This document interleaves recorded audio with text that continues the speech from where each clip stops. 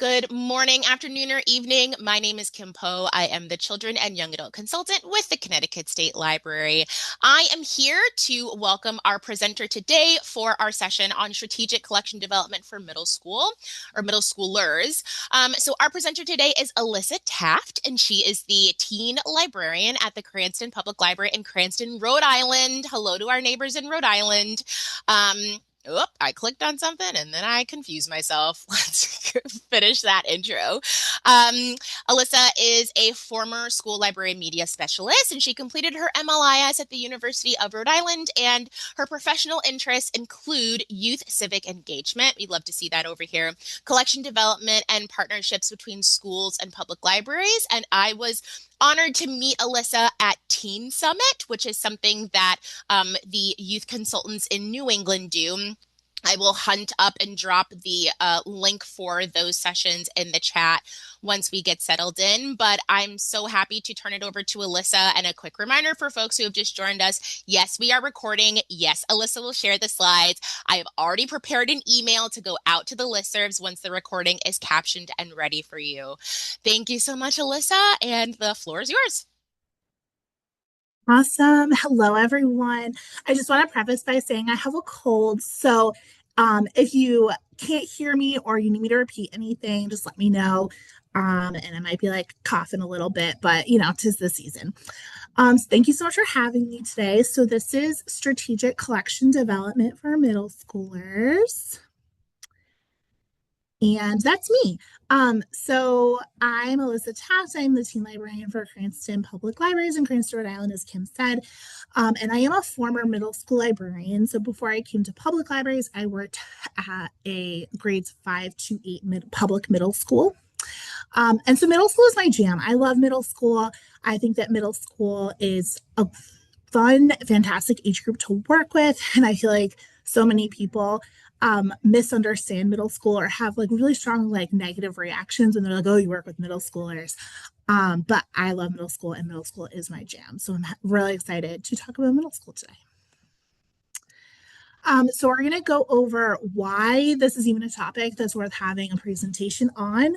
We're going to talk a little bit about the collection practices that we use at the Cranston Public Library, kind of like as like a case study. We're going to go over a couple of like tips, tricks, and resources, and then hopefully there'll be plenty of time at the end for Q&A because I love to yap and I want to hear what you guys want to yap about. All right, so this question of like why strategically collect for middle schoolers. So in most public libraries, teen services encompasses middle schoolers and high schoolers. And so if you are not really strategically collecting for your middle schoolers, you're kind of missing out on half of your population. And that was something that when I came to Cranston, I felt this disconnect between what our teen collection is, and our teen section is called teen, not young adult, what our teen collection is, and the teens that were coming to the library. And so I felt like we had a very high school focused teen collection, and yet we had this really robust group of middle schoolers that were coming to the library, interacting with the librarians, and coming to programs, doing volunteering, etc. And so just some things that I really quickly felt like I learned about my population was that our middle schoolers have more free time to read than high schoolers. Not to say that our middle schoolers aren't incredibly busy, but most of them can't have jobs yet. Like they just have more free time in their schedule to read than their high school counterparts. They also have more free choice than our high schoolers. And this might vary between school districts, but at least for us, like our high schoolers, even the ones that love reading, will tell me all the time, like, I just don't have time. They're really locked into what they have to read for school. There's just a lot of content that they have to engage with, and it just doesn't leave a lot of time for free choice reading. On the other hand, a lot of our middle schoolers actually come in because they are told they need to do free choice reading for school. So they have like book reports, they have different things, like each quarter they have to do an assignment on an independent reading book. They're expected to have an independent reading book with them at all times at our middle schools. And so they just have more opportunities to pick the books that they want to read. And I do feel that in general, in our library, they're more likely to need readers advisory than our high schoolers. Not to say that we don't do readers advisory for our high schoolers, but I feel more often than not, our middle schoolers are still figuring out what their sort of reader identity is, what are the things that they enjoy reading, how to talk about and like search for the things that they enjoy reading. Whereas I feel like in general, our high schoolers, if they are coming in for like specific reading materials, they're a little bit more savvy and they're a little bit easier to find the things that they need. And so for all of these reasons, I think that sort of talking about how are we supporting our middle schoolers with collection development is so crucial. All right, so how do we do that at Cranston? So like I said, when I came in, I really felt this strong divide between our teen collection was for high schoolers and our children's section went all the way up through middle school. But there that wasn't always like in writing. And I felt like there was a huge disconnect between like what was being put in teen versus children that wasn't always consistent. And just for some context, we are a 6 library branch system. I am the only one that works specifically with teens, but we have other youth services librarians who do like 0 to 18 in their branches. And so we have a lot of collaborative collection development practices. But there are other people who are collecting for teen, middle schoolers, and high schoolers in my system. And so it was really important to me that we all sort of like got on the same page. You know, when we get a book in, it's very important that it like has the same home from branch to branch. And so I really wanted to make sure that our teen sections were a place where middle schoolers could see their materials. And especially the first summer that I worked here, I felt like a lot of times kids were coming in for like their independent summer reading books for middle schoolers, and they would come over, like someone would bring them over to teen, and I'd start chatting with them. And almost always, I had to then take them back into the children's room to find the books that they were looking for. And so I just wanted to sort of alleviate that a little bit. And our solution, excuse me, was we have middle school books in both children's and teen. And that might sound a little counterintuitive to like, you know, making sure that middle schoolers know where their books are. But I really just wanted to make sure that when they walked into teen, there was stuff for a 7th grader. If I'm the teen librarian, if I'm the person that's going to be like going to their schools and interacting with them, the place where my desk is, the place in the library where they're telling them that's for them, I felt like needed to have materials for them. And so you'll see on the left, these are just some example books that are in our children's section that I definitely think middle schoolers would be interested in. And on the right are books in our teen section that I definitely think our middle schoolers will be interested in. And I will go into like the criteria of how we split these. This is not arbitrary. But I think just visually you can see that like we are trying to make it so that there is a book in both children's and in teen for our middle schoolers. Another thing that I think really hard about is making sure that I'm collecting for every type of middle school reader. So, really thinking about the reader that wants romance, that wants manga, that wants sports, that wants, you know, really long, sophisticated books, like the ones that want really short books, the ones that are just really into like pop culture, like what's hot this moment.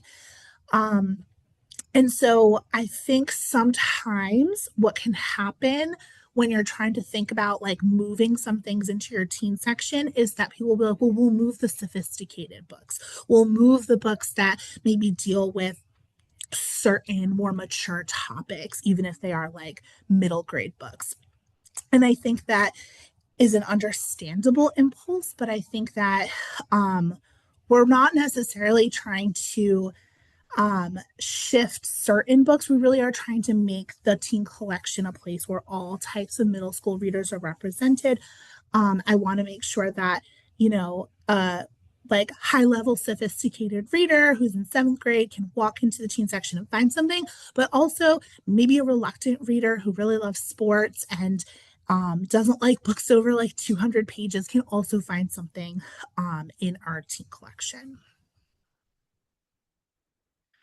I'm sure Connecticut is similar, but we have the Rhode Island Middle School Book Award and the Rhode Island Teen Book Award every year, Student Choice Book Award, and Obviously, our teen one, grades 9 to 12, is displayed in the teen section, but we also have our middle school book award displayed in our teen section. And that is not true for every library in Rhode Island. Seen a lot of them have it in their children's section. But again, I felt really strongly that like it should be where the teens are. It should be where we are promoting teen things, where I, am most of the time, where my desk is. And with that list, typically once we get that list, we already own a lot of those books, right? Because those are books that have already come out. And so we've already made a decision about where it's going to live, if it's going to live in children or teens. But during that reading season, we put like a little sticker over the call number that says that it's the Rhode Island Middle School Book Award nominee, and those live in teen for the duration of that reading season. Once they're done, they go back to their homes. Some of them will come back to children, some will get shelved in teen. But I do think it is important to have that sort of like cohesive little collection of grades 6 to 8 in our teen collection. We also have a high-low teen collection, and I made sure that that also included middle school titles as well as high school titles. You can kind of see I have this little tall shelf on the left-hand side where I have all of my my high-low books. And when I built that collection, I really intentionally purchased middle school and high school titles because I wanted to make sure that every section in my teen collection, my fiction, my nonfiction, my graphic novels, my high-low, had something for both age groups.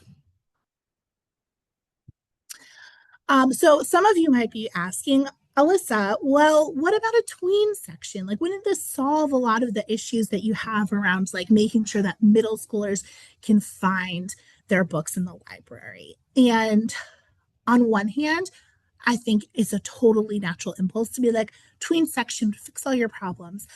I personally do not feel like it was right for our library. I did a lot of research. I talked to a ton of teen librarians in my state asking about like, do you have a tween section? What's in your tween section? I spent a lot of time in the catalog trying to figure out like what are the books that are in tween sections across the state. And for me, I found that the idea of a tween section just meant that we were going to have to make more decisions. So already, again, because we have collective collection development practices, I was already making decisions about like, is something children's or teen, and then on the other side is something teen or adult. The teen and adult tends to be a little bit easier. It's typically with graphic novels that we sometimes have things that we're like, is this teen or adult? But there was already like two bookends where we were making decisions. And so if we added a tween section, it felt like, okay, now we're getting into the minutia of, is it children's, is it tween, is it tween, is it teen, is it teen, is it adult?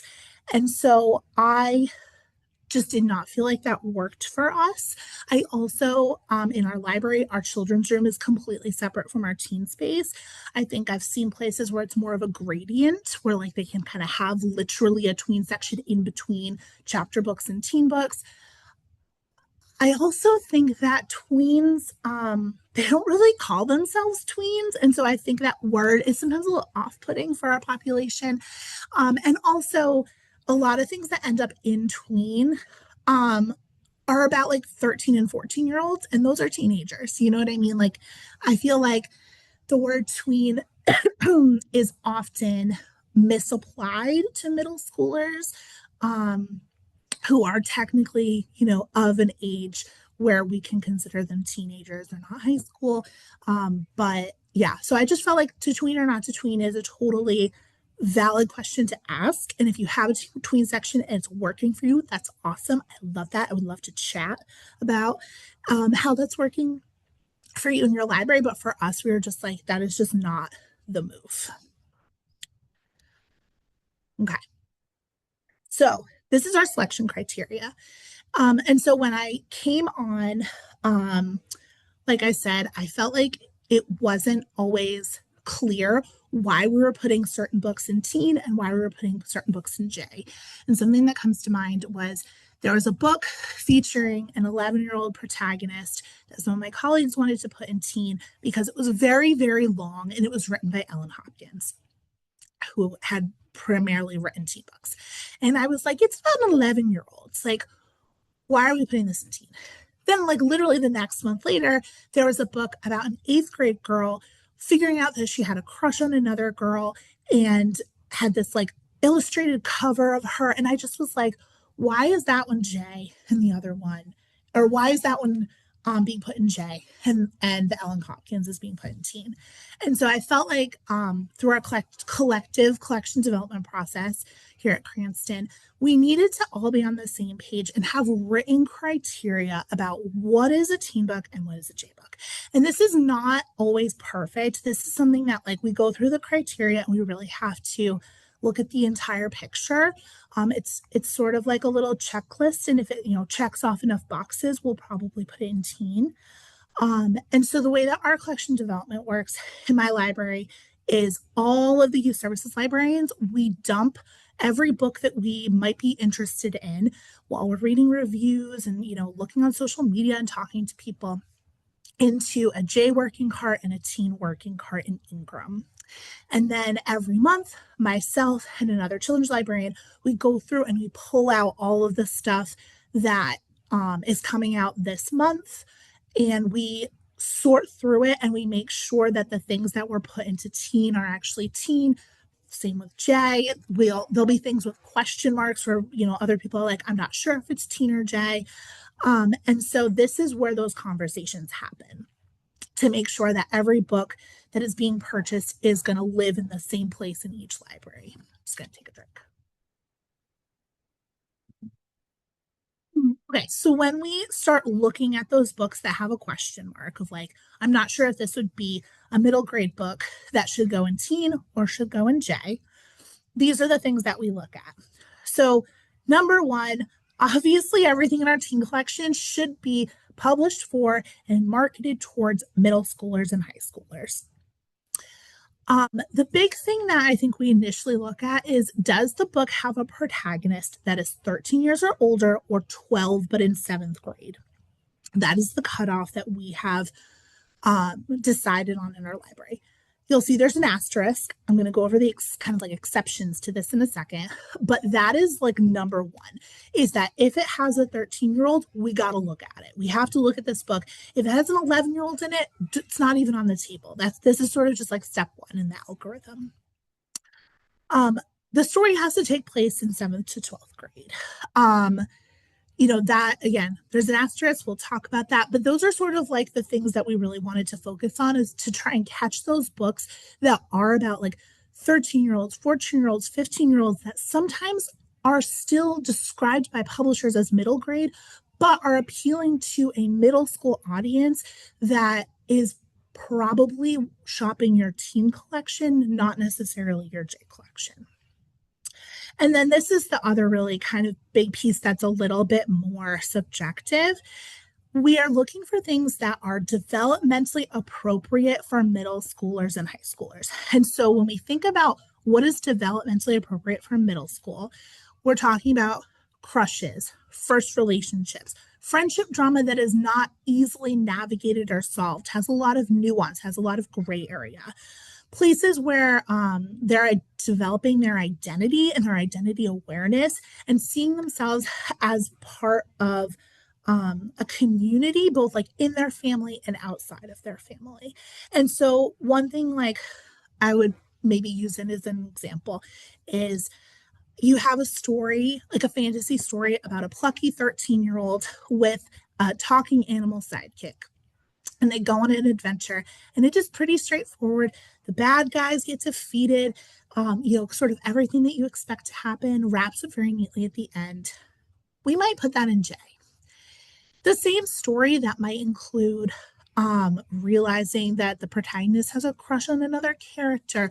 Maybe there is not as linear of a story. Maybe there's a little bit more nuance. Maybe this character is dealing with family dynamics that, a third grader could not wrap their head around. That is when we sort of look at that book and be like, okay, we think this one might be teen rather than J. Exceptions to these criteria include books with reviews and marketing that prioritize elementary age interests, so grades 6 and under. They may go in the children's collection even if the protagonist is a teen. Excuse me. So Diary of a Wimpy Kid is a big one I think of. Pretty sure he's in sixth grade, but like he's in middle school, right? But like the target audience for a Diary of a Wimpy Kid is elementary aged kids. Um, on the flip side, kind of looking at the other end, books featuring protagonists over the age of 18 that are published or marketed toward a teen audience may also go in teen, even if the protagonist is adult. That kind of captures a lot of those books that take place in like freshman year of college, but are like clearly a YA book. Um, so yeah, those are kind of the exceptions that we use. And so we sort of look at the book holistically. We look at the age, the grade, what are they dealing with? And at the end of the day, this might seem like a lot of work. And I might be like, oh, well, how do you even really know without reading every single book? And at the end of the day, you can't read everything. You have to rely on the information that you are given from the publisher, from review sources. And because we have stuff in children's and in teen that appeal to middle schoolers, we don't stress too much about those books that really could go in either direction. We use our best judgment, and we really do at the end of the day feel okay about there being books in both places for middle schoolers. And so I think sometimes like this level of minutia can feel really intimidating, and it's easier to just be like, well, if the publisher says it's for ages 8 to 12, it'll go in J, and if it's 14 and up, it'll go in teen, right? But there are so many books that that publishers don't tag as like ages 13 to 15, that or even like 12 to 15, that are in those two categories but are not necessarily being prioritized or collected in a way that it makes it easy for middle schoolers to find them, if that makes sense. Okay, so then as a part of our collection development criteria, and this is criteria that I developed with my boss, our youth services coordinator. We went through many like revisions. We worked with the larger youth services team, and then that is now part of like our collection practices. And I think it's so important to have things in writing so that you can like build an algorithm so that when people are like, but what about this? You're like, well, let's look at the algorithm that we have created, and let's just follow the algorithm. And so part of our collection development criteria also has a section called shared understandings about the teen collection. And so number one, the teen collection serves a diverse population of teens, and the books within it should reflect that diversity. Things we shouldn't have to say, but do. So I love that it's in writing, just number one. Next, said it a billion times, but there will be books for middle schoolers in both our teen collections and our J collections. We just say that right off the bat. And I think initially that might seem like, well, if your goal is to make sure that middle schoolers can find their books, they see themselves in the library, they know where they belong, there's not confusion, you're not going back and forth. Well, wouldn't it be easier to just have one place where all the middle school books live? But at the end of the day, that's not how publishing works. And that's not how teens read. There's no cutoff where like you somehow ascend out of the children's room and you never want to read those books again. And so I think that this is just an unrealistic expectation. And I think that having books in both places really allows them to feel comfortable in both sections of the library as they are transitioning. And at the end of the day, I want my teens to just feel like this is a place for them. And so if it means that there's two places in the library where they see their books and see themselves reflected, that's just awesome. All right. Excuse me. While the teen collection serves a wide range of ages, reading levels, and maturity levels, teens have the freedom to read. Teens will largely self select books that are appropriate for themselves and stop reading books that are not right for them. I truly believe this. I think that most teens will stop reading a book if it's not for them. If they feel uncomfortable, if it's bringing up questions that they don't feel ready to ask or have answered, I think they will stop. I mean, let's be real. a lot of our teens are like their attention, we're competing with so many different things. We can't even get them to read books sometimes that they want to read. Like I have teens that are like, there's so many books I want to read and now time, or I'm so tired, or there's so many TikTok videos to watch. So I'm just like the idea that like they would continue to read a book that's making them uncomfortable because it's not really for them, I think is pretty wild. Um, with the caveat that sometimes what is right for one teen is not what their parents want to be right for them. But focusing on the middle schoolers themselves, I do think that if they pick up a teen book that is not for them, they will largely self select out of it. That being said, I think this is probably the biggest argument for making your teen collection more middle school friendly. And I think that people are really uncomfortable with the idea of a teen book featuring a 19-year-old protagonist having sex and saving the world and um, doing really mature stuff next to a book about a teen having their first crush, or having a school project that's due and it's like stressing them out, like feeling like those are so different and for different readers and feeling uncomfortable. But I think that at the end of the day, like I said, teens will largely self-select out of the books that are not for them. I think that teens are more savvy than we give them credit for. I think that they are good at finding the things that are for them. um, and at the end of the day, at the public library, it is the parents' job to make sure that their kid is not checking out things that they are uncomfortable with as a parent.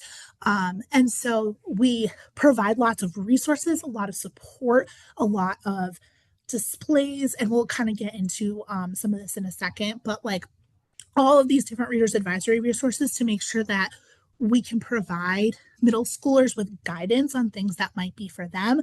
So I really feel strongly that I don't stress about having middle school books and high school books on the shelf together, even if they are wildly different sometimes in their content, because that is just life. That is just life. Every reader is different. And I do think that I will completely acknowledge that I'm in a community where that has largely not been a problem. Other communities, this could be a problem. I think that it really just depends on who you are serving, um, the parents in your community, how supported you are by your administration, and also how solid your reconsideration for materials policy is and your collection development policy. So just some things, just some caveats. Like I don't want it to sound like, if you are like, this would never fly in my library, I completely understand. I'm just very lucky where it has been fine in my library.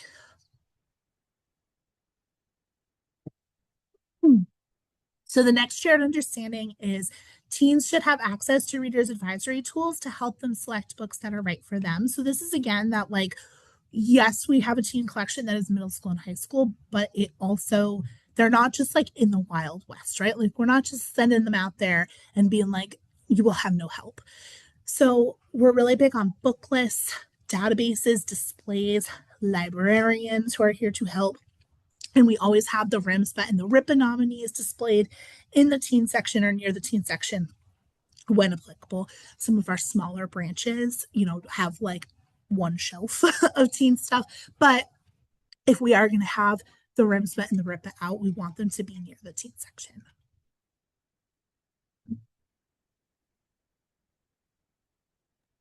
Our teen collection. Alyssa, I just quickly Yeah. wanted to clarify, but I was trying to unmute while you were drinking water.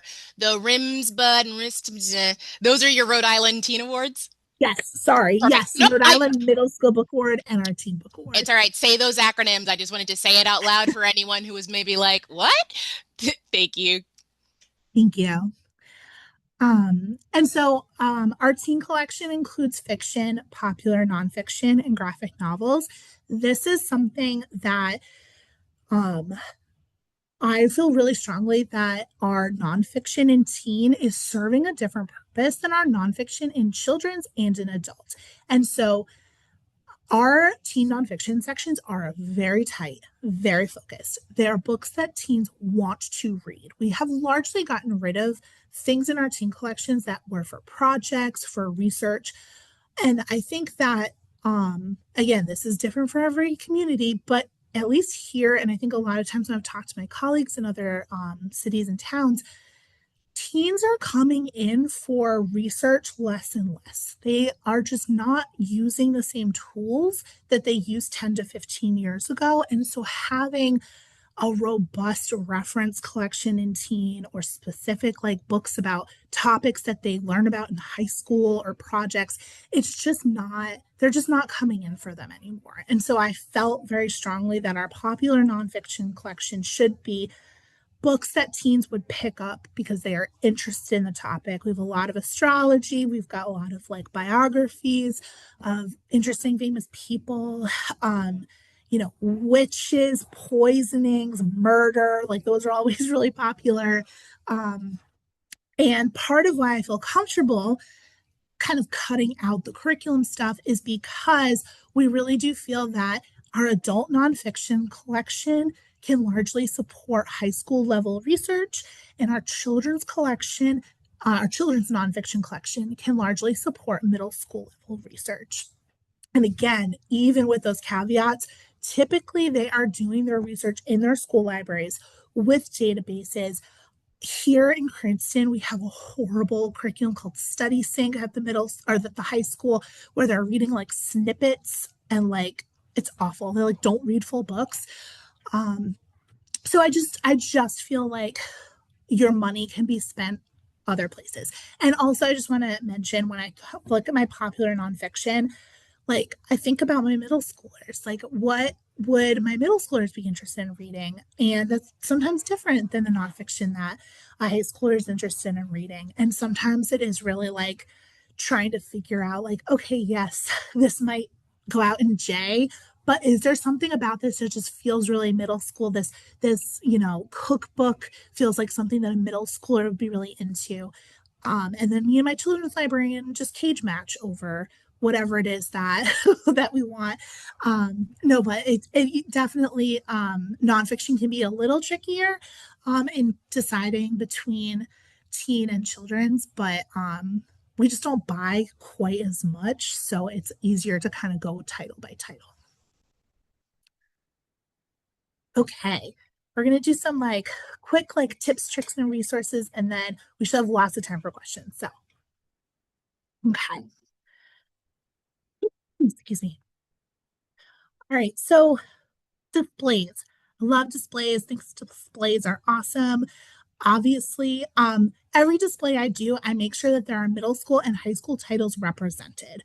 Um, I try to make sure that like any place I'm front facing, like our new books kind of live on top of some low shelves.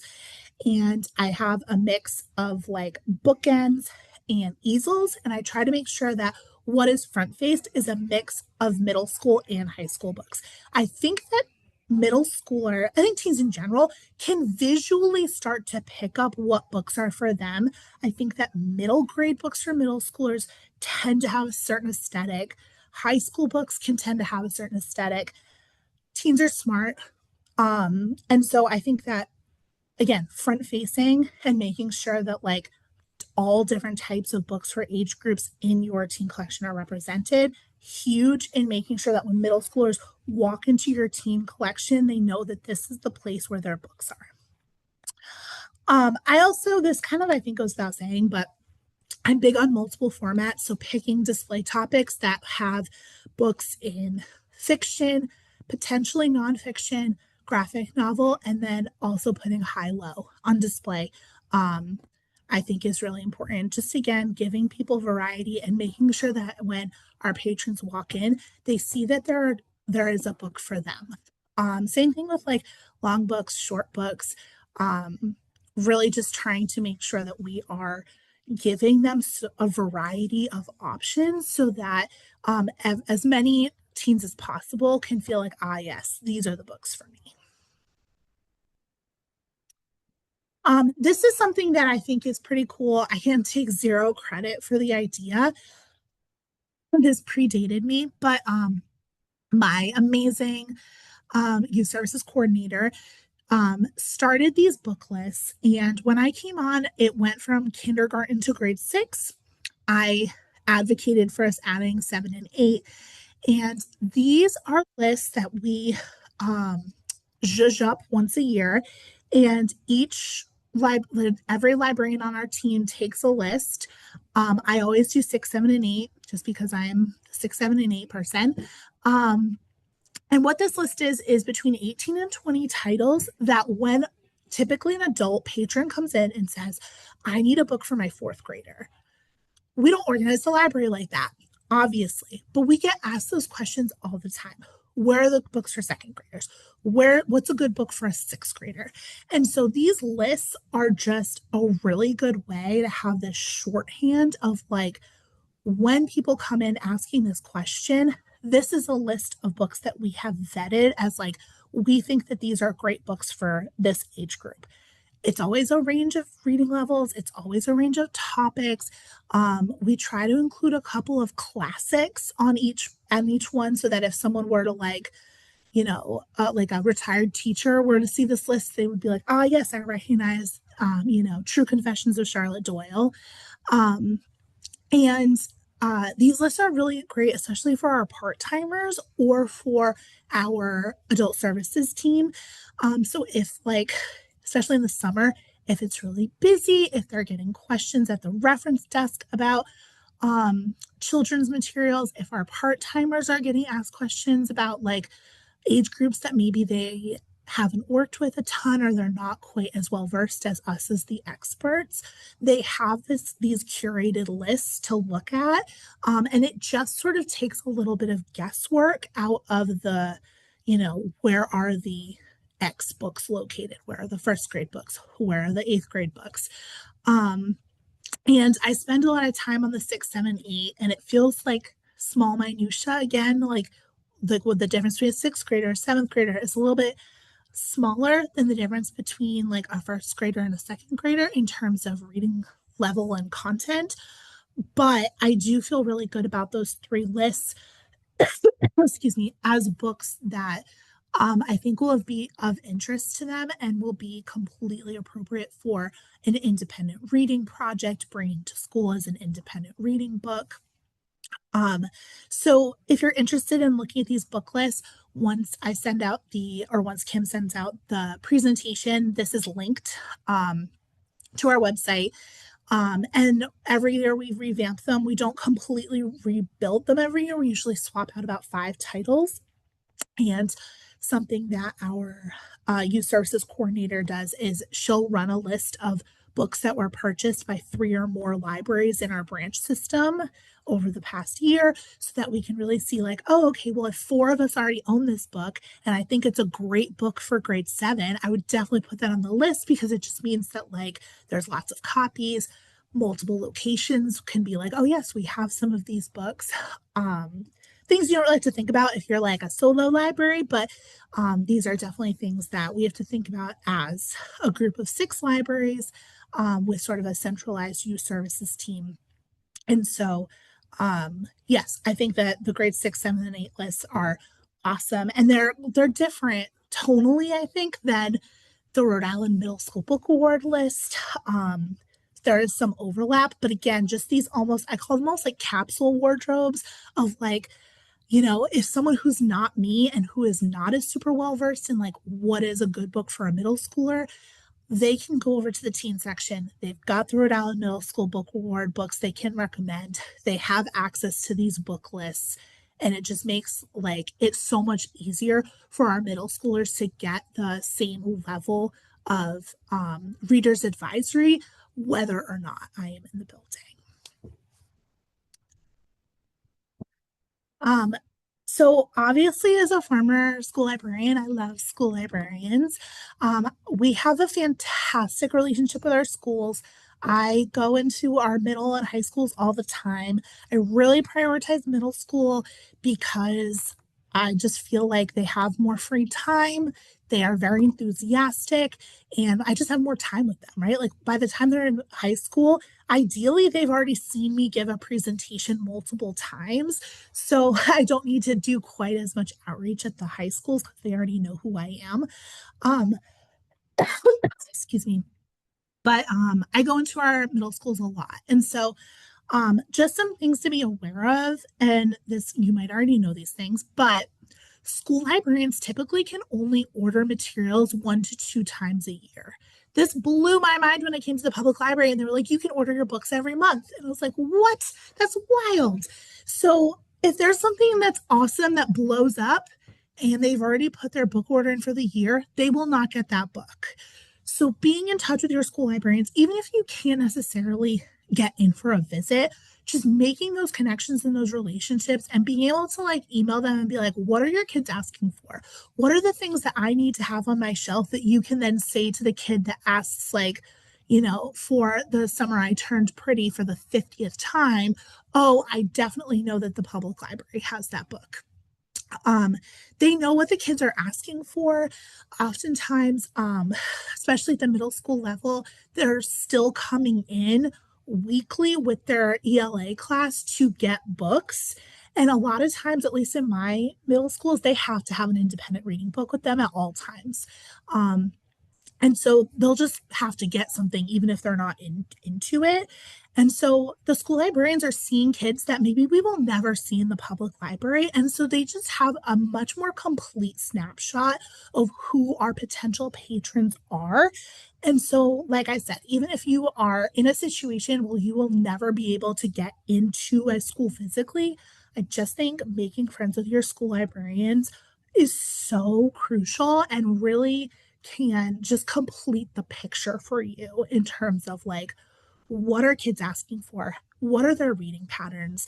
When I go do my presentations, I typically do them for 20 minutes, and then the kids will get books the second half of the period. And that is awesome. I just stand at the circulation desk with the school librarian. The kids come up. I get to see what they're checking out. I get to talk with them. I get to hear the things that they are requesting. It really is just like there's no other way to replicate that. And I'm just very fortunate that I'm able to do that. All right. Last but not least, and I promise we'll get to questions. Just some questions that you might want to ask yourself if you're thinking like, I want to up my middle school game, specifically with collection development. Um, Here's some questions you can ask yourself. So, what sort of experience do middle schoolers have when they come in your library? Are they able to find their section? Are they greeted by people that are excited they're there? Um, Everyone interacting with middle schoolers know where their materials are located, and that is pretty much everyone in your building could be interacting with middle schoolers. Can middle schoolers easily identify where in the library they belong? Can middle schoolers locate their books and materials? Do you have a relationship with your middle school librarians? What can you do to establish, grow, or strengthen that relationship? Do you have criteria for collecting for middle schools? Honestly, that's like number one for me. I felt like that was the game changer was when we started with those criteria. That really changed our collection development practice so much. How are you determining what books are placed in children's versus teen? Do these decisions reflect your library's population and values? I think that's a really important question to ask yourself and sit with. Are you reading reviews for both middle grade and young adult titles? So many middle grade books are actually for middle schoolers. So if you're only collecting for high school, you're really missing out on so much great stuff for your population. And are there multiple people on staff potentially collecting for middle school? And how do you all get on the same page with your collection development practices? I've talked for a really long time. You've listened to my froggy voice for a really long time. I'm going to go to questions. I'm just going to grab a tissue really quick, but yeah, You let's do do that. questions. I gotcha. I will banter here with our folks. Thank you everyone for coming and listening. As you can see, we've got quite a bit of time for questions, which we did on purpose, because this is constant conversation. So I'm gonna hit some of the questions that came in a bit earlier, but for the rest of you, please drop them in there. So one of the questions that we got, Alyssa, that maybe you kind of answered, but it's sort of like a scenario. What do you do with middle grade books that are marketed as middle grade, not YA.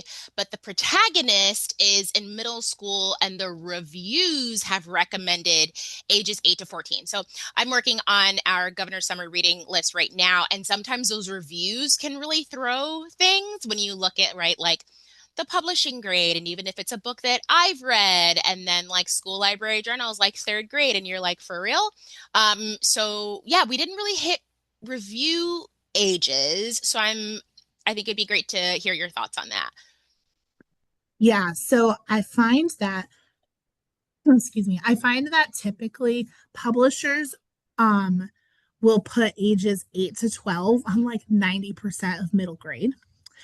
And then we'll often do either ages 12 plus or 14 plus for young adult. And I find more and more I'm seeing 14 plus, which totally is like, well, where are the books for 13-year-olds? So when we are really looking at those on the cusp books, we look at the whole picture. We really do try to parse, like, okay, if one publisher is saying like ages 10 to 14, definitely something we want to investigate further. If School Library Journal is saying that it's great for like third to seventh grade, maybe we really need to dig into, like, is this really a book for a seventh grader or a third grader? And like I said, because we're okay with having books in both areas, we don't like drive ourselves crazy. Like, we don't like be like, well, we must read every single book that is on the cusp to make sure it finds its perfect home. Um, it really does come down to like a judgment call. And I'm not doing it by myself. Me and my one of my children's librarians, Elise, we do the carts together. And we have a lot of conversations, and we just spend a lot of time on each title, but not so much time that we drive ourselves crazy. So I think that the best thing, and it can again be a little uncomfortable because you have to make a judgment call, is just gather all the information and then use your best professional judgment. And And I then think that sometimes, that makes oh, sense though. No, I'm just saying like that makes sense. So when we're talking about something, right, like book challenges, for example, we don't let someone, well, I don't know about policies, but just sort of right, like as a field, our understanding is that like, okay, so you counted how many swear words are in the book, right? Have we stepped back and looked at the book as a whole? And the criteria that you all have, as well as the exceptions and caveats, seem to really do that, right? So it's like, okay, well, what's the grade of the character? Like, great, love that. What's the age of the character? As a November baby, right? I was a freshman, I was like 13 with 18, 19-year-olds in the same school. So right, look at the age, but also like the content, right? So what's going on there? What's the vibe? So um that feels fair to me. And if the people whose questions I'm asking want to like follow up in the chat, like go ahead and do that too. Um So then we had another question come in that was kind of similar. So they said that they've seen middle school reads recommend grade ranges starting pretty low, kind of how you mentioned, right, third grade, and extend into that middle grade, right? So that like 6 to 12 or what, or whatever it is that they're doing. So would it be fair to say that that's another situation where you kind of have to, sure, like take a look at that, but then step back and look at like everything that's happening in the book? yeah, I definitely like the reason why it's not like a black and white, like, oh, if they're 13, like, like that's just sort of like the first step. Because yeah, every book is so different. And typically writers are not necessarily writing to the criteria that we are using to put them places, if that makes sense. Like, writers are just writing stories, and yeah, I think that you have to have this holistic mindset, and also knowing that you're not going to get it perfect every time. There's been things that come in that we're like, oh shoot, now that I actually see this book, I've read a couple of chapters, someone on my staff has read it, we move it, like no big deal. um but yeah, so yeah, you really just have to look at all of the information that you have. Makes perfect sense. So we had another question. How do you decide what books will be located in both children and the teen section? And I also want to clarify, this felt obvious to me, but I want to just sort of clarify it for this space. You're not talking about ordering two copies of one book and putting one in teen and one in adult, right? You're looking at the book itself. But then there's also, I think, something to be said for authors, right? So you might have an author who writes, and maybe this doesn't happen super a lot, right? Like I'm thinking like what Kaze West. I never really remember how to say that. Like the vibe of those books are all very similar, but there might be some authors who kind of like divulge. But you did give us our criteria, but if you have anything to add to this, I think now's a really good time to share that.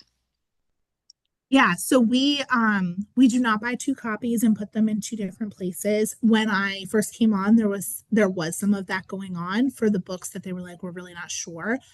And we stopped. And that was largely also part of our cataloging department, really wanting everything to be streamlined and everything have one home.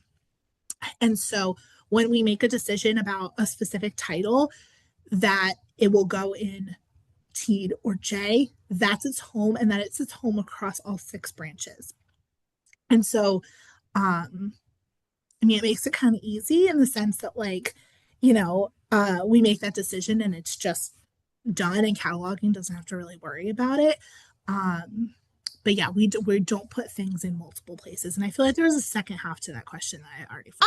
I mean, maybe so it's just the like I was just sort of making the statement about the duplicates, but the question's ultimately how do you decide what books will be located in both children's and teens? And I mean, that's kind of what we spent the whole time talking about a bit. Mhm. Um, but I think just sort of like you mentioned a bunch of times, there's so many semantics. And I think in some ways we librarians like understand, right, that like there's nuances to everything, but like sometimes parents and caregivers don't, right? Where they come in, like, where are those third grade books? Like sometimes there is nuance.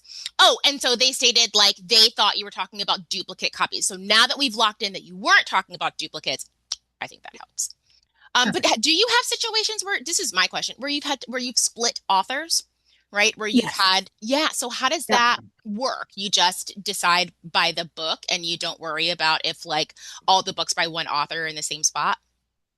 Yeah. So, like, for example, this sometimes just happens even if you do have a very hard, like, um high school books, everything else line, like Nick Stone. Nick Stone writes YA books and middle grade books. And so we take every book as it is using that criteria. So we might have middle grade Nick Stone in teen if it fits our criteria.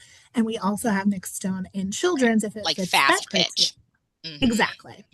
Mm-hmm. And one thing that we do try to do is we don't split series.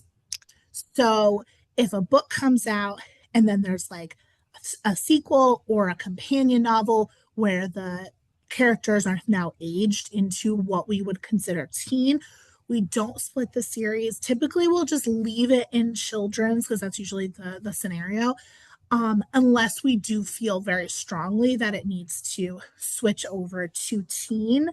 I think a classic example would be Harry Potter. I mean, we already have done that in Harry Potter. They are full teenagers for like a huge section of that book, and we have all just accepted that that lives in children's. And so we typically do a similar thing where we just are like, well, it started in children's unless there is a very compelling reason to switch it over to teen. We just sort of let that live where it originally started. Does that make sense? Yeah, no, that makes perfect sense. I'm thinking about like an that Michael Grant series where they're all like stuck in a bubble. And like some of the content gets a little older towards the end of that like 7 or 8 book series. But no, I think that makes perfect sense. So there was another thing that came up. It's actually not a question. But I'm wondering if you have any insight. You might not, it might be like a director situation, but what is like your budget situation for this, right? Like, is there a separate budget for children's and a separate budget for teen?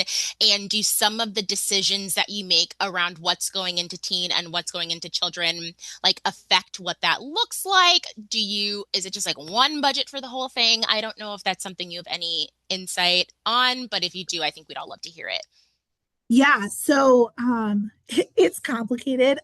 But so I only directly buy books for our central location. So I buy all of the teen books for our central library location, and I have my own little pot of money. Um, we have three children's librarians that split the pot of money for children's by different age groups, Isn't that which how is it always goes? Man, there's yeah, always like a small mob in children's, and in teen, it's like, good luck. just Yeah. me. Um, and then at our branch librarians are collecting for the whole range. And so I find that we're pretty well funded. I find our budgets to be pretty adequate. We also have a collection development line that is managed by our youth services coordinator. So if there are projects that we need to work on, if there are replacements that we need to do, if it's a year where we're just like, wow, like something came out, a series blew up, something happened, this manga series that has like 20,000 volumes is like flying off the shelves. We do have a little bit of wiggle room to allocate that to like as needed. And then we also do have like an internal grant cycle where we get money from an endowment, and you can apply for specific projects. So like I did a manga project, I applied for $1,000, and I was able to buy $1,000 to just beef up my manga section. So there's a couple of different ways that we like get money and allocate money. But yeah, I'm in charge of my own money, and I influence the collection decisions of the branches in terms of like our working cart situation. We every month we make a pop cart and a general cart. Pop cart being the things that we think are the like really going to go out, and oftentimes our branches only purchase from the pop cart because their budgets are so small. We also do a ton of work on making sure that like what is circulating is where our money is going. So like periodically we look, like my boss pulls the data, we analyze the data, we're very data driven. And so I think because of that, we have made adjustments in different areas of spending, but I do feel like for the most part, we're pretty locked in. And when we made that switch of really pulling things from children into teen, we didn't actually have to shift the budget that much because I felt like I was collecting more what was going out, and I was able to stop collecting things that weren't going out, if that makes sense. Yeah, no, that makes a lot of sense. And like as you're because you're in Rhode Island and we're in Connecticut, we don't really have systems the way yours are set up. Like there are some libraries like Hartford, the Ferguson, New Haven that have multiple branches. Some just have one or two. But even thinking about right, your like sort of separate pot of money that comes in. We've got like the Borrow It program, so maybe the library decides to allocate a certain percentage of that to write like adjustments in the collection. So even though the situations, like because our states are, though neighbors, a little bit different the way they function, I think there is still, with just sort of like a little bit of sitting down and thinking, I still think there's a lot that can be translated, right? Like in its own way to a different state and different libraries. And it's just really interesting hearing your process. So we have another question that came in. And drop more, y'all. We've still got time to go through these questions. Don't leave here, still confused, if at all possible. And if someone wants to send me a private question because they don't want like their name up there, that's fine. You can do that. But so we had a question where someone said, so what about fifth graders who are on the cusp? Do they then navigate between the two collections? Sometimes they do. um Especially with like graphic novels, I find that to be the spot where more of our elementary kids will come over to teen. But there's so much for fifth graders in our children's collection. Typically they can find what they need. So our very savvy fifth graders who are like prolific readers or are looking for something very specific, absolutely. I have pulled an Alan Gratz from the teen collection for a fifth grader because they've read all the Alan Gratz that are in children's. But typically, and again, this might just be because we are the central library, we are a larger collection, we have lots to offer. There is plenty for fifth graders and children's, and then teen is just around the corner. This isn't a question that's come in, but I'm going to ask this because I'm always curious in collection conversations because I have very strong feelings, but other people have very strong feelings. So while I'm asking this, folks, feel free to drop things in the chat. But you mentioned, I think, like sort of earlier, stickers. What is the sticker feeling for you? And it doesn't even have to be your library, just kind of like stickers can be so divisive. So I'm just really curious. So I am very anti-sticker. Oh my gosh, me too. I came in and there were more stickers, and we have just really, both in children's and teen, dialed the stickering back. Um, the only stickers that I have are high-low, Hmm. because and they're even in their own section. So like it really is just like a sticker I put on rather than cataloging. Like, and then the stickers that go on the middle school book award and the teen book award for that reading season. There are no other stickers. I mean, there are stickers that are left over from prior to me. There are no other stickers. I will say, when I was a school librarian, I genreified my library. I was very pro sticker. I was like, we are genreifying this library. We're making this easy for our middle schoolers to find the books they're interested in, because when I was a school librarian, I was one person with this sea of children, and they all had different things that they wanted, and they were so bad at using the catalog, especially when they were like in fifth grade. um, and I just felt like that was so important. It was to make a space where they could find their books quickly because we only had so much time and there was only one of me. In the public library, it's a totally different ball game. And so I really feel strongly for us here in Cranston, stickering is not the move. That's why we invest really heavily in book list displays, front facing, making sure we all know our collections so well. um we're always reading up on what is in right now, making sure that like everyone knows like what scary books are really good for a fifth grader, or what really scary books are good for a ninth grader. um that was a really long answer, but yeah, I'm not into stickering No, in the public library. yeah, I know, and I know it's long, but it's just I think it's a conversation that happens like I don't know once every 8 years. I feel like we Yeah. we dive into stickers again, and like I'm glad that you integrated parts of the conversation about your school library life because I'm on the school library listserv here, and there are like lots of really like strong feelings about genrefying and stickers because you're right. It's typically one, maybe one and a half if there's a part-time librarian for hundreds, like a school full of people. And it's, I imagine just from sort of like my school visits that the way those kids filter in, and they are on a very strict time scale because these are like around classes, not like Mhm. after school until like someone's, caregiver picks them up at 8 o'clock. It was hard for me at first, but then I was like, you know what? Actually, I get it. Like you've got to say they're checking out a row of kids or like talking to a teacher, and you want to be able to point towards, historical fiction, Mhm. and the identifying sticker. So that makes a ton of sense. And there might even be some public libraries where folks are like, my situation is actually really similar to that. Like we need to genreify or we need stickers or whatever. And by all means, right? Like do what works for your individual library. But I like it's just in collection conversations, I always want to know because sometimes you hear something new that can sort of right like turn a little light bulb on. So thank you for humoring me. Yeah, you're welcome. I'm looking, I don't see any more questions. Are you guys sure? Is everyone throw some reaction thumbs up if everyone is gonna walk out of here like totally satisfied? Because if you are, then that's look at all those thumbs. Yay. This makes me so happy. So I'm going to drop the survey in. You all know how that goes.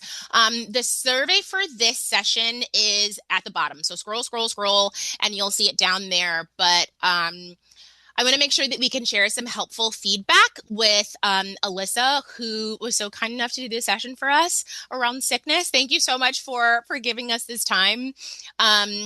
But as someone who does a lot of presenting, I know that sometimes you add things to presentations, you clarify things based off of the feedback of others. Feel free to drop comments for, right? I'll go in and I'll be like, oh man, that was confusing. Okay, let me adjust.